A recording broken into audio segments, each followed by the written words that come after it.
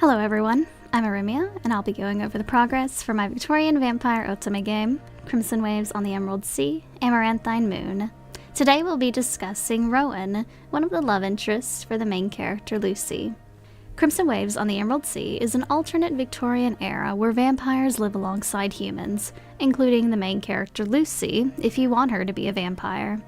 During her efforts to bring about a cure to vampirism to the market, she begins working with a jeweler named Douglas. However, the start of the game follows Lucie finding out about his untimely death and meeting his oldest son, Rowan. Rowan is a charismatic young man who has suddenly become the head of his family following his father's abrupt death. He is not only taking on the reins of the family business, but also continuing their business partnership with Lucie. Despite his father's passing, he doesn't let his emotions show about it. In fact, he almost appears nonchalant about it all. Is he good at hiding his feelings, or is there something more to it?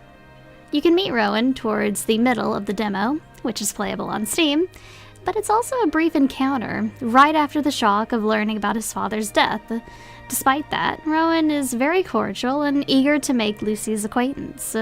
We've had a lot of streamers try out the demo, and it's been fun to see their reactions to Rowan, with most of them commenting about how suspicious but charming he seems. I was hoping to run into you eventually so that I might apologize in person. And hear your proposal. Yes! He's gonna hear it out! Oh. But you're... okay, this could be interesting. Gotta be careful when you're going to business and stuff with your friends. You gotta be super careful. I'm relieved to hear it. About your father. Rowan shakes his head, sullen but not unsettled. My father puts his work first. Aha! Aha! I knew there was some bitterness there. He kept unreasonable hours and regularly worked himself to the point of exhaustion at his desk. So, in a way, I've been expecting this to happen almost every day for years. Oh, that explains it. He was prepared. I was like, yeah, Dad's gonna die. I'm prepared for that. I allow him to take my hand in greeting. I can barely keep track of what he says. Elm is his brother? Mr. Douglas was their father? That would explain Elm's behavior earlier. He must be grief-stricken. But meanwhile, his brother doesn't betray a trace of sadness. Hey, yo, buddy, I hope you didn't do it. Why didn't Elm mention his twin to me? And why is Rowan taking all of this in such an easy stride? Pleased to meet you, Rowan. My name is Lucie, and I'm sorry for your loss. It's unfortunate, yes, but I've already had time to grieve. Okay. More importantly, I've been selling my father's outstanding business, and I do hope you're still interested in pursuing our options together. Well, how convenient! I'm gonna ignore the murder part as long as I get what I need. A writhing, coiling knot rises in my stomach. I'm still reeling from Douglas's death, the prickling unease left by my questions about Elm and Rowan. I have a sense that Rowan is also the violinist. There's also a decent chance I'm gonna say that he's also the killer. Yeah, now. I'm curious, I'm intrigued. Rowan's route was the second route written, with the first route being Cecil's.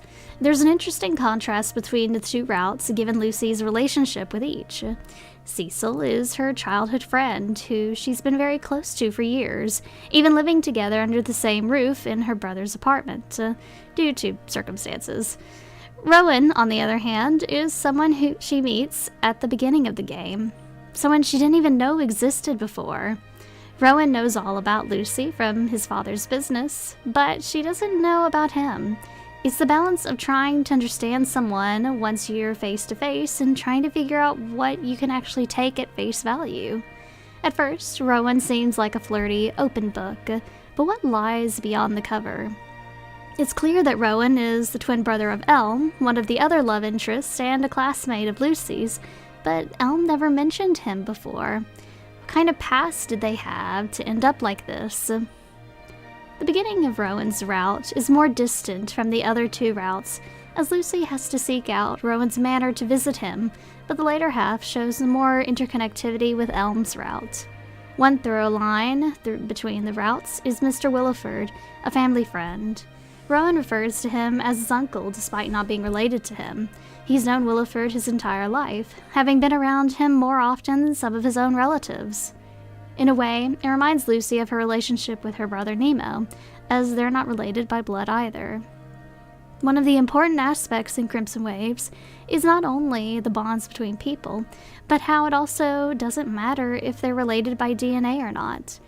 The created familial ties can be stronger than the ones you're born with.